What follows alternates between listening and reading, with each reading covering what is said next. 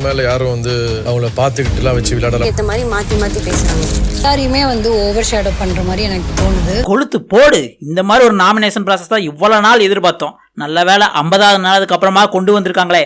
ஒன்றும் கண்டஸ்டன்ஸ்க்கு முன்னாடியே இந்த நாமினேஷன் ப்ராசஸ் நடந்திருந்தா நல்லா இருந்திருக்கும். இருந்தாலும் பரவாயில்ல.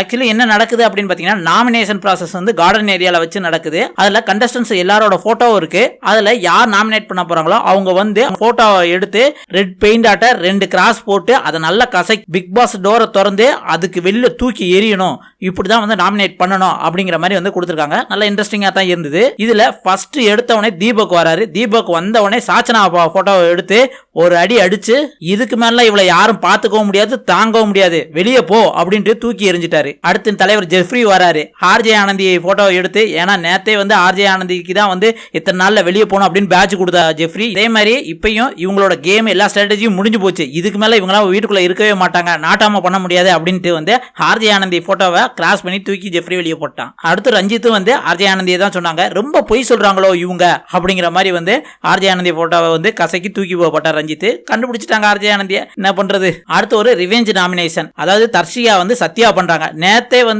தர்ஷிகா புலம்பிக்கிட்டே இருந்தாங்க, எதுக்கு எடுத்தாலும் சத்யா என்னவே சொல்லிக்கிட்டு இருக்காரு அப்படின்ட்டு. இனிமேல் நீங்க என்ன சொல்றதுக்கு பிறகு நான் உங்களை சொல்றேன் அப்படின்ட்டு சத்யா போட்டோவை கிராஸ் பண்ணி, இவர் வீட்டுக்குள்ள என்ன பண்றாருனே தெரியல, சும்மாவே சீட்டை தூக்கிட்டு இருக்காரு அப்படின்ட்டு தூக்கி வெளியே போட்டாங்க. அடுத்து 3 பேர் பண்றது யாரு அப்படின்னு பாத்தீங்கன்னா, ஒரே ஆளதான், மஞ்சரியை மட்டும்தான். ஃபர்ஸ்ட் சாச்சனா வராங்க. வந்தவொடனே இவங்க மாத்தி மாத்தி பயங்கரமா பேசுறாங்க, இவங்க கேம்கெல்லாம் லாய்க்கு இல்ல அப்படின்ட்டு மஞ்சரி போட்டோ அடிச்சு தூக்கி போட்டுறாங்க. அடுத்து சிவகுமார் இவங்க வாய்ஸ் மட்டும் தான் வீட்டுக்குள்ள கேட்கணும் அப்படிங்கிற மாதிரி நினைச்சிட்டு விளாண்டுட்டு இருக்காங்க அப்படின்ட்டு மஞ்சரி போட்டோ அடிக்கிறாங்க. அதுக்கப்புறம் சௌந்தர்யா தான் கிராஸ் பண்ணது மட்டும் இல்லாம மீச படம் எல்லாம் போட்டு மஞ்சரிய இவங்க எல்லாருமே பயங்கரமா ஓவர் ஷேடோ பண்றாங்க அப்படிங்கிற மாதிரி தான் சொன்னாங்க. நம்மளுக்கும் மஞ்சரிட்ட என்ன சொல்லணும்னு தோணுதுன்னா, அவங்க நல்ல பிளேயர், சூப்பரா விளையாடுறாங்க. ஆனா என்ன அப்படின்னா, பிரச்சனைன்னு வந்தவனே ஒரு டீமா விளையாடாம தனக்கு என்ன முடிவோ அதை செய்யறாங்க. அந்த முடிவு தப்பாயிருச்சுன்னா அதுக்கப்புறம் போய் டிஸ்கஸ் பண்றாங்க.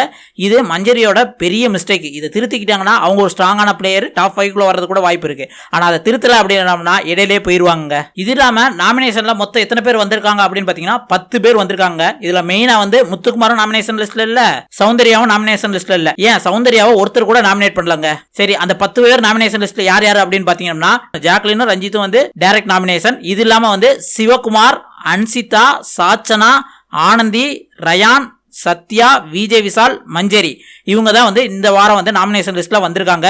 இதுல எனக்கு தெரிஞ்ச ரொம்ப வீக்கான பிளேயர் யாரு அப்படின்னு பாத்தீங்க அப்படின்னா, சத்யா, ரஞ்சித், சிவகுமார், இவங்க 3 பேர் தான் இந்த வீக் வெளியே போறதுக்கான நிறைய வாய்ப்புகள் இருக்கு. உங்களுக்கு யார் வெளியே போனா நல்லா இருக்கும் அப்படிங்கறத மறக்காம கமெண்ட்ல சொல்லுங்க.